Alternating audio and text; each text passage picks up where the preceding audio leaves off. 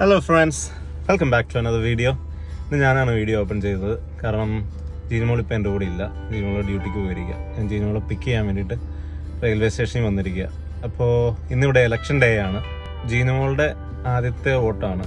ഞാൻ ഇതിനു മുന്നേ 2-3 തവണ വോട്ട് ചെയ്തിട്ടുണ്ട്. സോ വോട്ടിൻ്റെ UK തെരഞ്ഞെടുപ്പിൻ്റെ വിശേഷങ്ങളാണ് ഈ വീഡിയോയിൽ നമ്മൾ കാണാൻ പോകുന്നത്. അപ്പോൾ ഞാനിപ്പോൾ ജീനുമോളെ വെയിറ്റ് ചെയ്തിട്ട് റെയിൽവേ സ്റ്റേഷനിൽ പോസ്റ്റാണ്.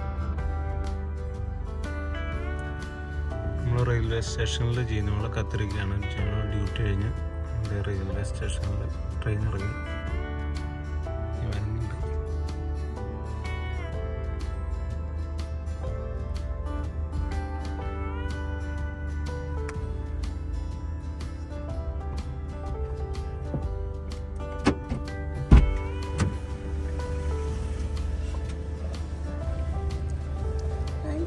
ഹായ്, അത് തിരക്കുണ്ടല്ലേ? നല്ല തിരക്ക്. ട്രെയിൻ ഡിലേ ആയി പ്ലാറ്റ്ഫോം മാറി മൊത്തത്തിൽ അലമ്പായിരുന്നു. അതിൻ്റെ ഇടയിൽ ഒടുക്കത്തെ തണുപ്പും. സമ്മറാണ് പോലും, സമ്മർ നല്ല തണുപ്പ്. മനസ്സിലായി, വിറക്കായിരുന്നു. എന്നിട്ട് മഴയും പെയ്തുകൊണ്ടില്ലേ? ഞാൻ എന്നിട്ട് കുറച്ചു നേരം താഴെ ഇറങ്ങി നിന്ന് പ്ലാറ്റ്ഫോമിൽ നിന്നിട്ട് ആ കാറ്റ്, ട്രെയിൻ വന്നെ കാറ്റ് മുന്നടിച്ചിട്ടേ ഒരു രക്ഷയില്ലായിരുന്നു. ഇത്രയും നേരം നല്ല ചൂടും നല്ല വെളിച്ചം ഉണ്ടായിരുന്നതാണ്. ഇപ്പൊ നോക്കി ഭയങ്കര ക്ലൗഡിയും പെട്ടെന്ന് അങ്ങോട്ട് ഇരുട്ടി. ഓക്കെ, ഇപ്പൊ എങ്ങോട്ടാ പോണേ? ജീനുകളുടെ കഞ്ഞിയോട്ടല്ലേ UK അല്ലേ?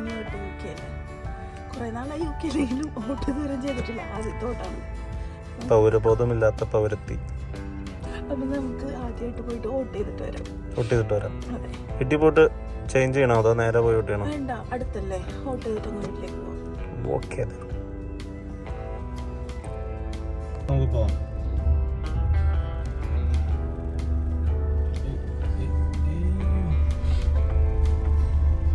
പത്ത് മണി വരെ ഉള്ളത് നന്നായല്ലേ?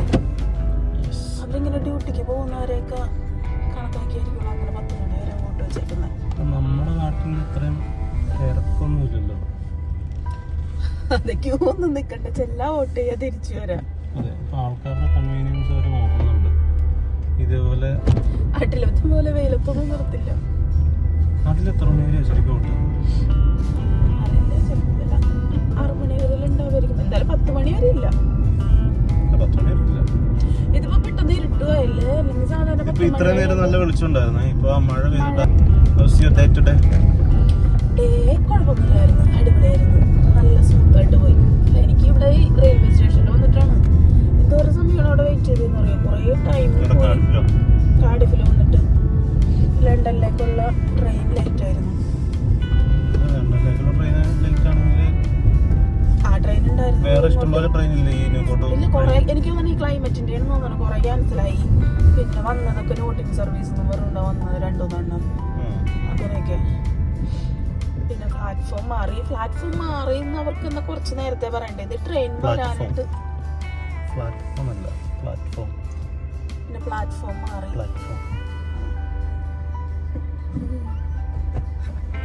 ചീരുമോളെ പോൾക്കാട് വായിച്ച് പഠിക്കണോ? വായിച്ച് പഠിക്കല്ല, ഞാൻ ടൈമും കറക്റ്റ് 10 മണി വരെ ഉണ്ടോ നോക്കിയതാണ്. ഈ പോൾക്കാർഡിന്റെ ആവശ്യമില്ല, പക്ഷെ നീ ഇതെടുത്തിട്ടുണ്ടോ? ID എടുത്തിട്ടുണ്ടോ? ID എടുത്തിട്ടുണ്ട്. ഫോട്ടോ ID അല്ലേ വേണ്ടത്? എന്തേലും ഒരു ID. നീ ഏത് ID എടുത്തേക്കണേ? ലൈസൻസ് ആണോ? നമ്മൾ 2 ലൈസൻസ്. അപ്പൊ നമുക്ക് വോട്ട് ചെയ്തിട്ട് വരാം.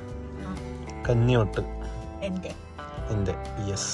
അപ്പൊ നമുക്ക് വോട്ട് ചെയ്തിട്ട് വരാം. നാട്ടില് ഞാൻ ആ ഒരു കഞ്ഞിയോട്ടേ ചെയ്തിട്ടുള്ളൂ, പിന്നെ ഒരു വോട്ടേ ചെയ്തിട്ടില്ല. അല്ല, ഒരു കഞ്ഞിയോട്ടേ ചെയ്യാൻ പറ്റുള്ളൂ. ഒന്നിൽ കൂടുതൽ കഞ്ഞിയോട്ട് ചെയ്യാൻ പറ്റില്ല. ഒരു പ്രാവശ്യം ഞാൻ വോട്ട് ചെയ്തിട്ടുള്ളൂ നാട്ടില്.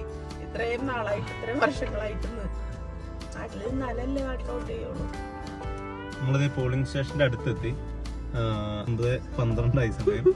വോട്ട് രജിസ്റ്റർ ചെയ്തതിന് ശേഷം നമുക്ക് അവിടുന്ന് ഒരു പോൾ കാർഡ് അവർ അയച്ചു തരും, നമ്മുടെ ഡീറ്റെയിൽസ് ഒക്കെ ആയിട്ട്. നമ്മുടെ പോളിംഗ് സ്റ്റേഷൻ, പോളിംഗ് അവേഴ്സ്, അതുപോലെ തന്നെ എവിടെയാണ് നമ്മുടെ പോളിംഗ് സ്റ്റേഷൻ, എവിടെയാണ്, ഏത് ഡേറ്റിലാണ്, അങ്ങനെയുള്ള ബേസിക് ആയിട്ടുള്ള ഇൻഫർമേഷൻസ്, പിന്നെ വോട്ടുമായിട്ട് ബന്ധപ്പെട്ടുള്ള ഇൻഫർമേഷൻസിൽ അടങ്ങിയിട്ടുള്ള ഒരു പോൾ കാർഡ് നമുക്ക് നമ്മുടെ വീട്ടിലേക്ക്, നമ്മുടെ അഡ്രസ്സിലേക്ക് അവർ അയച്ചു തരും. പക്ഷേ ഇത് നമുക്ക് ആവശ്യമില്ല വോട്ട് ചെയ്യാൻ വേണ്ടിയിട്ട്.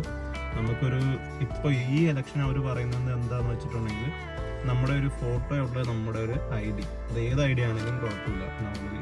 ഞാനിപ്പോൾ ഉപയോഗിക്കുന്നത് എൻ്റെ ലൈസൻസാണ്, അപ്പോൾ അതുകൊണ്ട് അതാണ് ഉപയോഗിക്കുന്നത്. ഇതിന് മുന്നേ കുറച്ച് നാൾ മുന്നേ വേറെ ഒരു വോട്ട് നടന്നതിൽ, അത് ഇവിടുത്തെ ലോക്കൽ വോട്ടാണ്, ഇവിടുത്തെ കൗൺസിലിൻ്റെ. അതിനകത്ത് ഒരു ID ഒന്നും ചോദിച്ചിട്ടില്ലായിരുന്നു. നമ്മൾ ചെന്നിട്ടുണ്ടെങ്കിൽ നമുക്ക് വോട്ട് ചെയ്യാൻ പറ്റുമായിരുന്നു. പക്ഷെ ഇപ്പം അത് എനിക്ക് തോന്നുന്നു പാർലമെൻറ്റ് വോട്ടായതുകൊണ്ടാവണം ID ഒക്കെ നിർബന്ധമായിട്ട് വെച്ചേക്കുന്നത്. സോ നമുക്ക് തൊട്ടടുത്താണ് പോളിംഗ് സ്റ്റേഷൻ. ചെറിയ മഴയുണ്ട് പുറത്ത്, നമുക്ക് വേഗം പോയി വോട്ട് ചെയ്തിട്ട് വരാം. ഇതാണ് ഗൈസ് ഞങ്ങളുടെ പോളിംഗ് സ്റ്റേഷൻ.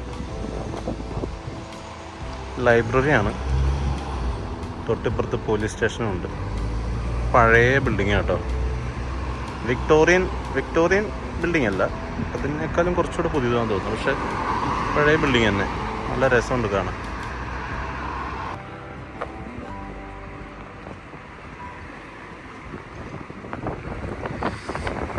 ഇവിടെ വെൽഷിലും ഇംഗ്ലീഷിലും രണ്ടും പോളിംഗ് സ്റ്റേഷൻ എഴുതി വെച്ചിട്ടുണ്ട്.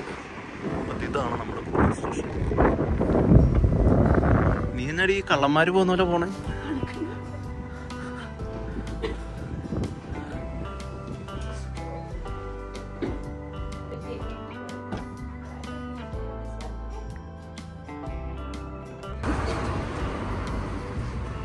ഹേയ്, കന്നിയോട്ട് കഴിഞ്ഞ് വരുന്നുണ്ടല്ലോ.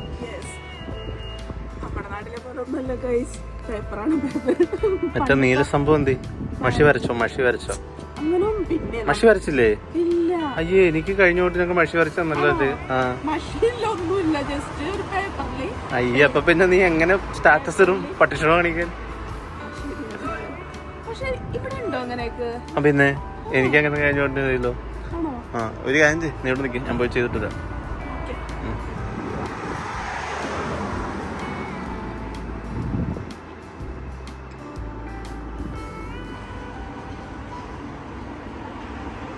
അങ്ങനെ വിനോദേട്ടൻ വോട്ട് കഴിഞ്ഞ് വരുന്നുണ്ട്. മഷി വരട്ടുന്നല്ലേ? അതില്ല. വോട്ട് എങ്ങനെ ഉണ്ടായിരുന്നു പറ.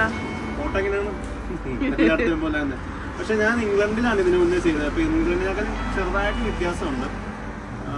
പിന്നെ രണ്ടാമത് നമ്മളിപ്പോൾ പ്രൊസീജിയർ എങ്ങനെയാന്ന് വെച്ചിട്ടുണ്ടെങ്കിൽ അവിടെ ചെല്ലും, അവരപ്പം നമ്മുടെ പേര് ചോദിക്കും, അഡ്രസ്സ് ചോദിക്കും. അപ്പോൾ നമ്മുടെ ഐഡന്റിറ്റി നമ്മൾ ഏതാണോ, അല്ലെ നമ്മൾ എന്താണ് പറഞ്ഞത്, ഫോട്ടോ ID ഏതാണോ നമ്മൾ കൊണ്ടുചെല്ലുന്നത്, സോ അതിൻ്റെ അഡ്രസ്സ് തന്നെയാണോ എന്ന് വെരിഫൈ ചെയ്യും. ഇല്ലെങ്കിൽ നമ്മൾ രജിസ്റ്റർ ചെയ്തിരിക്കുന്ന അഡ്രസ്സ് ഏതാണോ അത് പറഞ്ഞിട്ട് നമ്മുടെ വെരിഫൈ ചെയ്തതിന് ശേഷം അവർ നമ്മുടെ ലിസ്റ്റിൽ പേരുണ്ടോ അതും വെരിഫൈ ചെയ്തതിന് ശേഷം അവർ നമുക്ക് ബൂത്ത് കാണിച്ചിട്ട് പറയും അവിടെ ബൂത്തുണ്ട്. അപ്പോൾ അവിടെ ഒരു പേപ്പറിൽ സ്ഥാനാർത്ഥികളുടെ പേര് ഇങ്ങനെ എഴുതിയിട്ടുണ്ടാവും, അവിടെ ഒരു പെൻസിലും ഉണ്ടാവും. അപ്പോൾ ആ പേപ്പറിൽ നമുക്കിഷ്ടമുള്ള സ്ഥാനാർത്ഥി ആരാണോ അവർക്ക് ടിക്ക് ഇടുവോ ഇൻഡി ഇടുവോ അങ്ങനെ ഓരോ ബോക്സുകളാണ്. അപ്പം നമ്മുടെ പ്രിഫറൻസ് സ്ഥാനാർത്ഥികൾ ആരാണോ അവർക്ക് കൊടുത്തിട്ട് ആ പേപ്പർ മടക്കി ബൂത്തിനുള്ളിൽ ഒരു ബോക്സ് ഉണ്ടാവും, അവിടെ ഇടാം. അപ്പം അത്ര സിമ്പിളാണ് ഇവിടുത്തെ വോട്ടിങ്. ഇംഗ്ലണ്ടിലാണെങ്കിൽ ഇവിടെ കയ്യിൽ മഷിയൊക്കെ കുത്തിയായിരുന്നു, ഇവിടെ അതൊന്നുമില്ല. ഇതിനുള്ള കന്യോട്ട് എങ്ങനെ ഉണ്ടായി? കന്യൂട്ട് ഞാൻ പ്രതീക്ഷിച്ച പോലെ അല്ലായിരുന്നു. ഞാൻ പ്രതീക്ഷിച്ചെന്ന് വെച്ചിട്ടുണ്ടെങ്കിൽ നാട്ടിലെ പോലെ ഇത് നമ്മൾ മെഷ്യത്തിൽ ചെന്ന് കുത്തുക. ഞാൻ ആകെ നാട്ടിൽ ഒരു പ്രാവശ്യം ചെയ്തിട്ടുള്ളൂ, അത് നമ്മൾ മെഷ്യത്തിൽ ചെന്ന് കുത്തും അങ്ങനെ. പക്ഷെ ഇവിടെ അങ്ങനെയല്ല.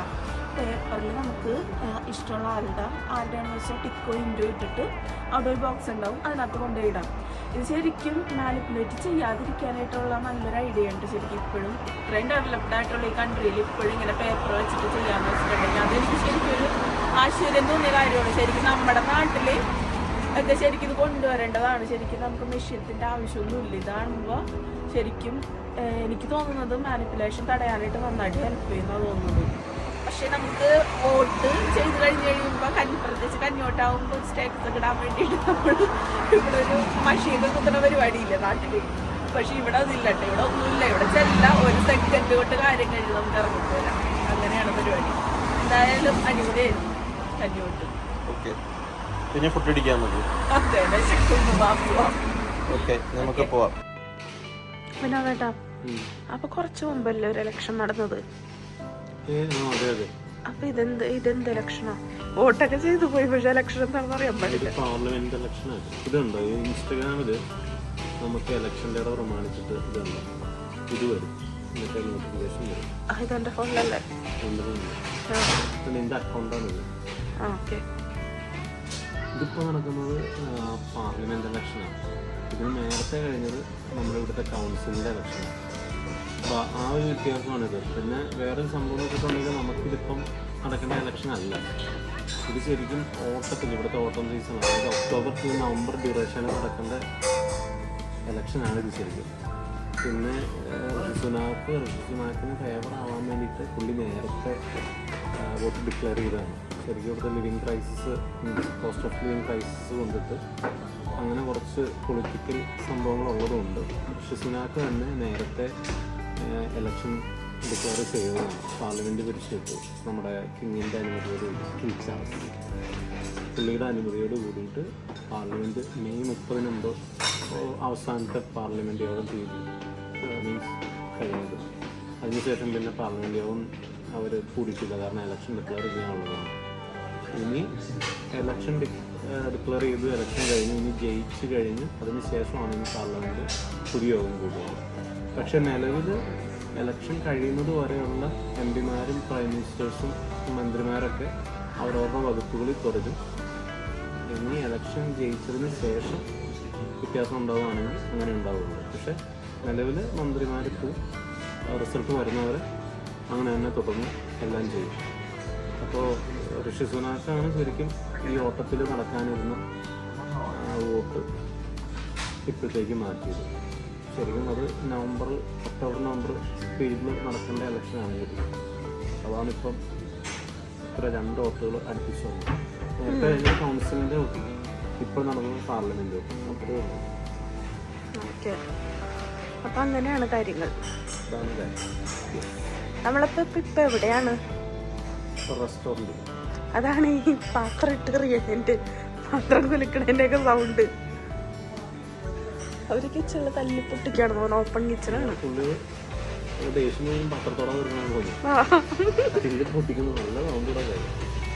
ഓപ്പൺ കിച്ചണാണ്, അതുകൊണ്ടാണ്. ഓപ്പൺ കിച്ചൺ അല്ല, ഡോർ ഓപ്പൺ ആണ്. നമുക്കിവിടെ നോക്കി എല്ലാം കാണാം.